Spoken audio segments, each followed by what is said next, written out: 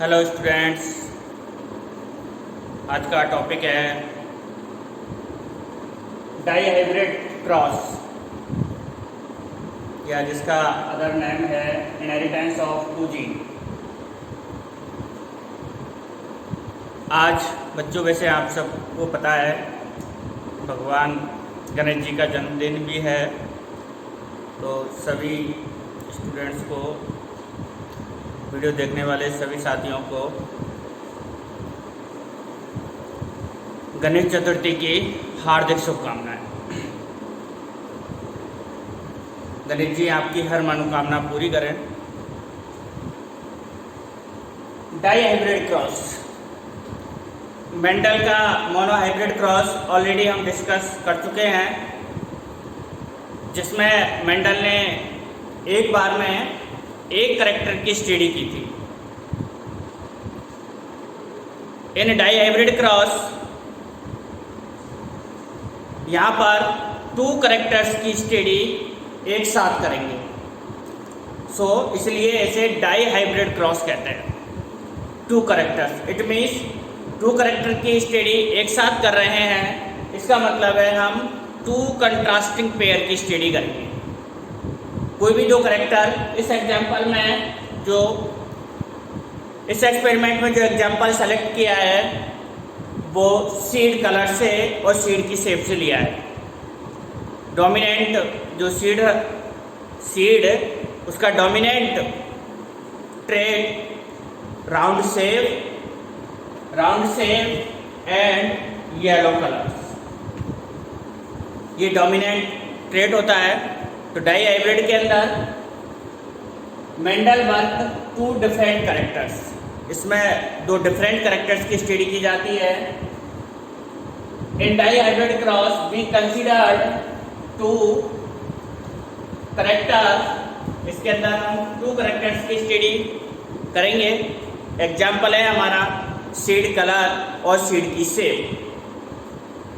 Definition, the cross किसके between करवाना है हमें? 2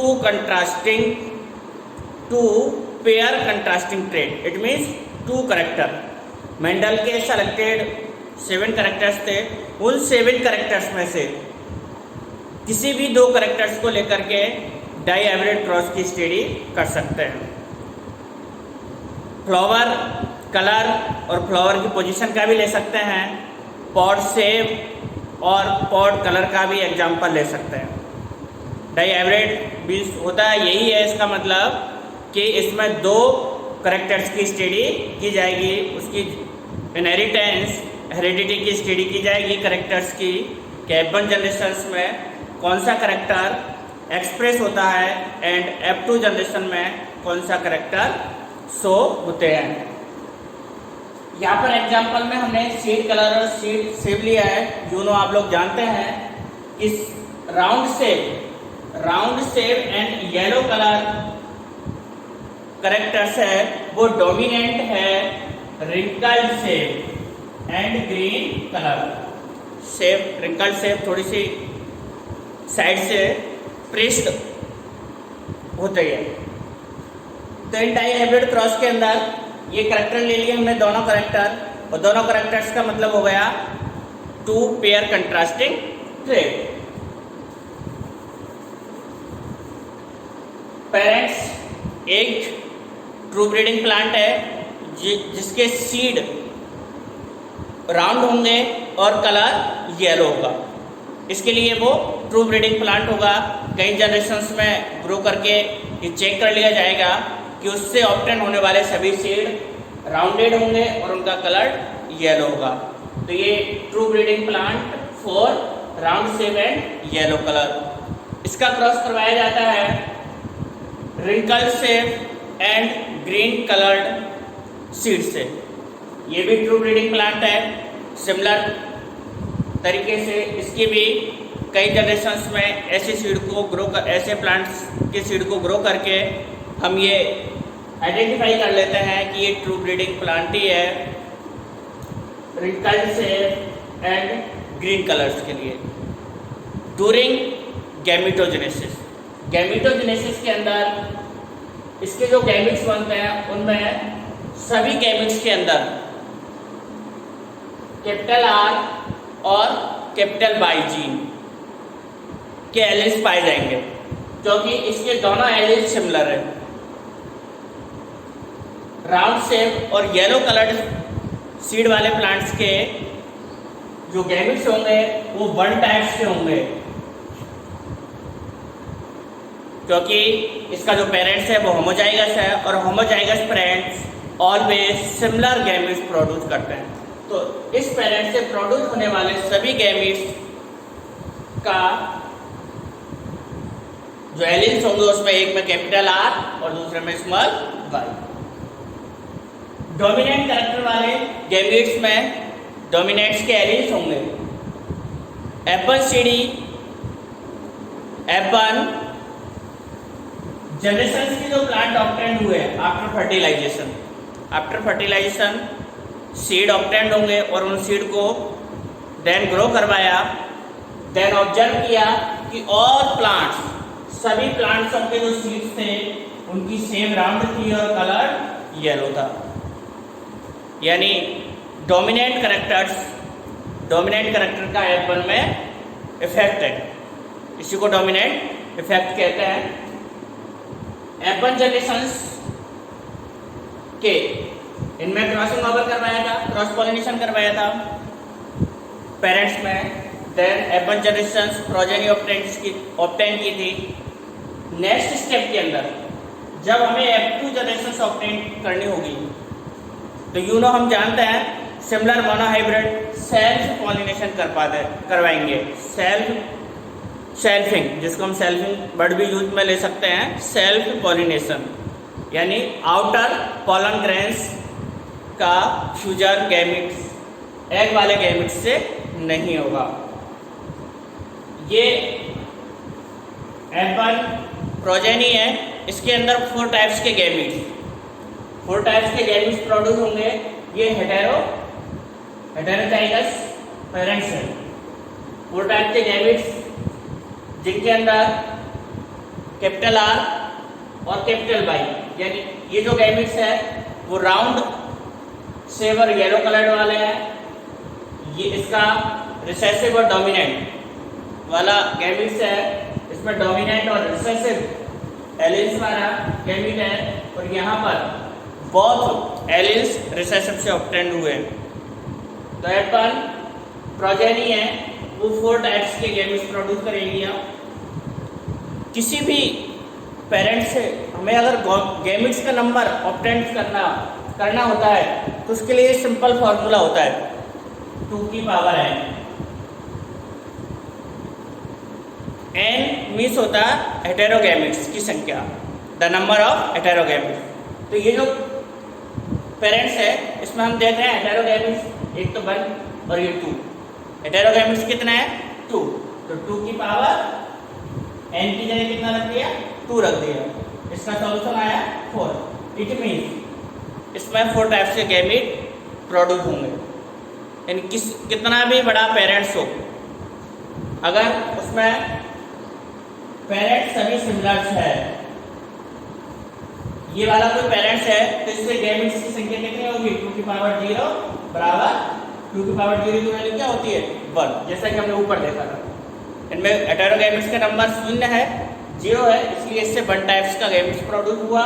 और यहाँ पर भी इसमें भी स्मॉल r हेटेरोगैमेट्स का नंबर मिल है तो 2 की पावर 0, यहाँ पर भी 1 टाइप से गैमेट्स प्रोड्यूस होंगे। तो 2 की पावर n फॉर्मूले की हेल्प से हम कितने भी ट्राई हाइब्रिड, डाई हाइब्रिड या टेट्रा हाइब्रिड क्रॉस के गैमेट्स का नंबर ऑब्टेन कर सकते हैं, जहाँ पर n की वैल्यू हेटेरोगैमेट्स का नंबर होता है। तो इस प्रकार से हमने 4 टाइप्स के गैमेट्स ऑब्टेन कर लिए। ये जो बहुत कैरेक्टर्स है इनमें से 1 कैरेक्टर का मोनोहाइब्रिड रेशो और दूसरे कैरेक्टर का मोनोहाइब्रिड रेशो निकालने पर सेम ऑब्टेंड होगा। 4 टाइप्स के गैमेट 4 टाइप्स के गैमेट्स हो गए ये, जिनको हम चेकर बोर्ड, इसको पुनेट स्क्वायर कहते हैं। Punnett square. इस पुनेट स्क्वायर की हेल्प से ऑप्टेंड प्रोजेनी का नंबर इजीली ऑप्टेंड कर सकते हैं, जिसको हम टॉप और लेफ्ट साइड में गैमेट्स को इंडिकेट करते हैं। और इस पुनेट स्क्वायर की हेल्प से इस प्रकार से ये F2 जनरेशंस के प्रोजेनी ऑप्टेन हो गए। ये आर वाई है, इसको इससे मल्टीप्लाई कर दिया सिंपली, आर कैपिटल आर, इधर capital Y capital Y. Similar small R, इसको इससे किया तो कैपिटल आर स्मॉल आर और कैपिटल वाई, इनको मल्टीप्लाई करते हैं, जिससे चेकर बोर्ड, जिसको हम पुनेट स्क्वायर कहते हैं, इसकी हेल्प से प्रोजेनी इजीली बिना किसी एक्स्ट्रा मेहनत के नीट एंड क्लियर ऑप्टेंड हो जाती है। तो F2 जनरेशंस के ये 16 प्रोजेनी हमें ऑप्टेंस हो गई। अब इनका जीनोटाइप एंड फिनोटाइप देखते हैं। जीनोटाइप क्या होगा और फिनोटाइप होगा। अगर यही करेक्टर मोनोहाइब्रिड में होता, सीड की शेप का या सीड की कलर का, तो मोनोहाइब्रिड शेप, सीड की अगर शेप है तो उसका फिनोटाइप 3:1 होता। ये हम ऑलरेडी डिस्कस कर चुके हैं। बट ये डाई हाइब्रिड है, तो सिमिलर रिजल्ट यहाँ पर भी ऑब्टेन होगा मोनोहाइब्रिड के लाइक। मोनोहाइब्रिड्स का जो रेशो है 3:1 है। चूंकि यहाँ पर करेक्टर कितने हैं, 2 करेक्टर है, तो इनको सिंपली हम इस प्रकार से लिख सकते हैं 3:1। तो जब इनको हम मल्टीप्लाई करेंगे तो हमें डाई हाइब्रिड का फिनोटाइप ऑब्टेन हो जाएगा। देखिएगा किस प्रकार से ऑब्टेन होता है।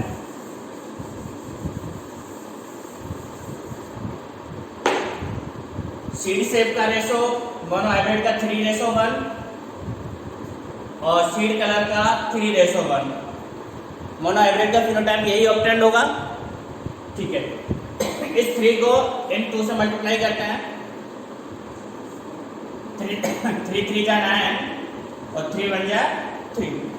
इस 1 को मल्टीप्लाई करते हैं, 1 3 जा 3 और 1 बन जा 1। ये इसका डाई हाइब्रिड। बहुत ही सिंपल तरीका से हम, ये तो डाई हाइब्रिड का है, सिमिलर हम ट्राई हाइब्रिड का भी इसी प्रकार से ऑब्टेन कर सकते हैं। इसको हम 3:1 से अगेन मल्टीप्लाई कर देंगे, तो ट्राई हाइब्रिड का फिनोटाइप ऑब्टेंड हो जाएगा।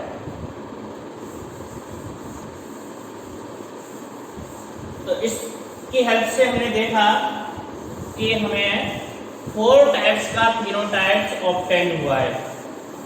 यानी जितने भी प्लांट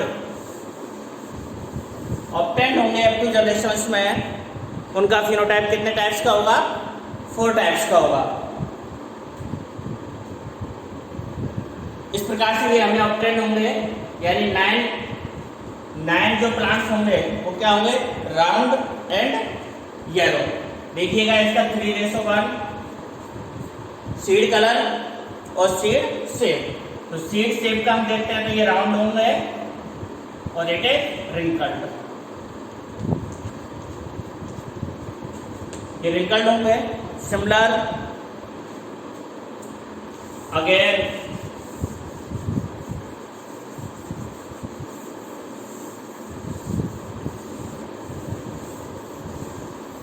सीड की शेप है, उसके बाद दूसरा करेक्टर हमने लिया है सीड कलर से, येलो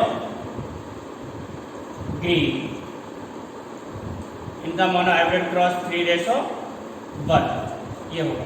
सिंपल इसको मल्टीप्लाई किया हमने तो 9:3:1 ऑब्टेंड होगा हमें 9:3:1 ये ऑब्टेंड हुआ। अब देखिएगा इसको, ये राउंड वाला है 3, इसको इससे मल्टीप्लाई कर दो तो 3 3 जा 9, यानी 9 हमें, ये राउंड है और इसको येलो से किया तो ये राउंड और येलो, ये कितने ऑब्टेंड होंगे 9। ये राउंड है, इसको किससे, येलो से मल्टीप्लाई किया तो ये कितने प्राप्त होंगे 9, यानी 9 सीड है। अगर टोटल 16 सीड है तो उनमें से 9 होंगे राउंड एंड येलो। इसको अगेन 3 को हमने 1 से किया मल्टीप्लाई, तो राउंड और ग्रीन, ये कौन सा वाला है, राउंड एंड ग्रीन। तो राउंड और ग्रीन का देखिएगा, ये भी कितने 3। अगेन ये हो गया इसका राउंड वाले से मल्टीप्लाई हो गया दोनों का। अब रिंकल्ड वाले से, रिंकल्ड का जब येलो से करेंगे, क्योंकि यहाँ पर रिंकल्ड क्या है 1 और येलो कितना है 3, तो ये हमें 3 प्लांट, 16 में से कितने ऑप्शंस होंगे 3 प्लांट, रिंकल्ड येलो। ये देखिएगा रिंकल्ड और येलो, इसको 1 से करेंगे तो 1 बन गया 1, यानी 16 में से 1 प्लांट जिसका करेक्टर्स क्या होगा, रिंकल्ड एंड ग्रीन। ये रिंकल्ड है और ये ग्रीन है। तो हम जनरली मोनोहाइब्रिड का जो फिनोटाइप्स है उसको मल्टीप्लाई करके भी हम डाई हाइब्रिड का फिनोटाइप ऑब्टेन कर सकते हैं, जिनको मैंने इस प्रकार से देखा है। तो फिनोटाइप हो गया इसका, फिनोटाइप रेशो हो गया 9:3:1, यानी 4 टाइप्स के हमें फिनोटाइप्स ऑब्टेन्ड हुए। देन जीनोटाइप निकालते हैं इसका, ये 2 फिनोटाइप्स हो गया 4 टाइप्स का।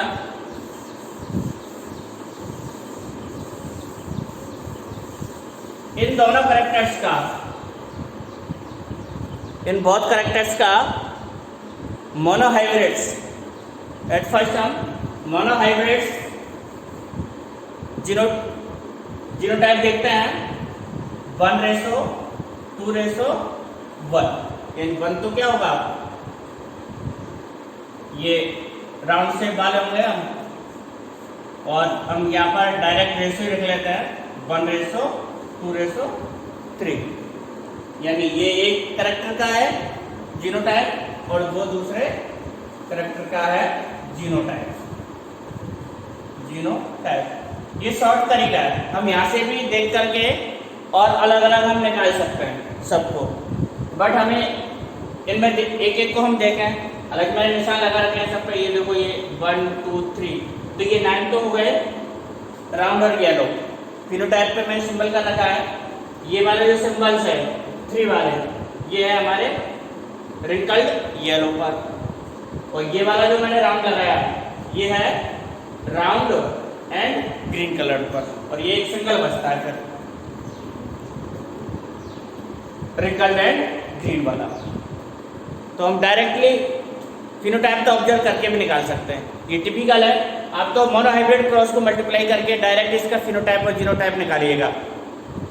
सिंपल हमने जिस प्रकार से फिनोटाइप को कैलकुलेट किया इसी प्रकार से हम जीनोटाइप को कैलकुलेट करते हैं। इस 1 को मल्टीप्लाई करेंगे इन तीनों से, इस वाले 1 को, तो सिंपल 1:2:1, ये ऑब्टेन हो गया। हमें 1 को मल्टीप्लाई कर दिया, देन हम 2 को मल्टीप्लाई करते हैं तीनों से, 2 1 जा 2, 2 2 जा 4 एंड 2 1 जा 2, इन 2 को मल्टीप्लाई कर दिया। देन अब इस 1 को मल्टीप्लाई करते हैं तीनों से, 1 1 जा 1, 2 3, यानी 4 टाइप्स का फिनोटाइप। इसको कैलकुलेट करते हैं 1 2 3 4 5 6 7 8 9, यानी टोटल जीनोटाइप्स कितने टाइप्स का ऑब्टेंड होगा, 9 टाइप्स का जीनोटाइप्स ऑब्टेंड होगा। यहाँ से कैलकुलेट करने के बजाय आप डायरेक्ट इसी फॉर्मूले से जीनोटाइप और फिनोटाइप को कैलकुलेट करिएगा, किसी प्रकार की कोई गलती नहीं होगी। तो ये मेंडल का डाई हाइब्रिड क्रॉस था, जिसके बेस पर मेंडल ने एक फेमस रूल्स दिया था, और उस रूल्स का नाम है इंडिपेंडेंट असॉर्टमेंट, यानी जो करेक्टर्स है वो इंडिपेंडेंट मीन्स फ्रीली, बिना किसी के ब्लेंडिंग के, किसी मिक्सचर के एलिल्स है, किसी भी चीज़ के जो एलिल्स है, किसी भी करेक्टर के जो एलिल्स है वो पेरेंट्स से प्रोजेनी में ट्रांसफ़र हो जाते हैं। इसके बाद हम डाई हाइब्रिड क्रॉस पर बेस्ड जो लॉ है इंडिपेंडेंट असॉर्टमेंट, उसको डिस्कशन करेंगे। जनरली उसे देख लीजिएगा कि वो इसी पर बेस्ड क्यों है। इंडिपेंडेंट असॉर्टमेंट लॉ का कनेक्शन डाई हाइब्रिड से है, इसका मतलब ये है कि इंडिपेंडेंट असॉर्टमेंट लॉग के अंदर हम 2 करैक्टर्स के सिग्रेशन का स्टडी करते हैं, यानी 2 करैक्टर आपस में एक साथ रहते हैं, ये राउंड और येलो दोनों करैक्टर्स है, ये F1 में एक साथ रही हैं, इनमें नो मिक्सिंग नो ब्लेडिंग, किसी प्रकार की कोई ब्लेडिंग नहीं हुई है, ना इनमें किसी प्रकार का कोई कॉम्बिनेशन हुआ है, और ये एक साथ रहने के बाद F2 जनरेशन में इजीली गैमेट फॉर्मेशन के दौरान या F2 जनरेशन में प्रोजेनी फॉर्मेशन के दौरान इजीली सेपरेट हो जाते हैं, एक एलिस दूसरे एलिस पर कोई प्रभाव नहीं छोड़ता है। ये इसी डाईहाइब्रिड एक्सपेरिमेंट पर बेस्ड लॉ था। तो बच्चों ये डाईहाइब्रिड क्रॉस है जो कि मेंडल ने दिया था, एनसीईआरटी की 12th की बुक्स का जेनेटिक्स का काफ़ी इंपॉर्टेंट चैप्टर है। थैंक्स।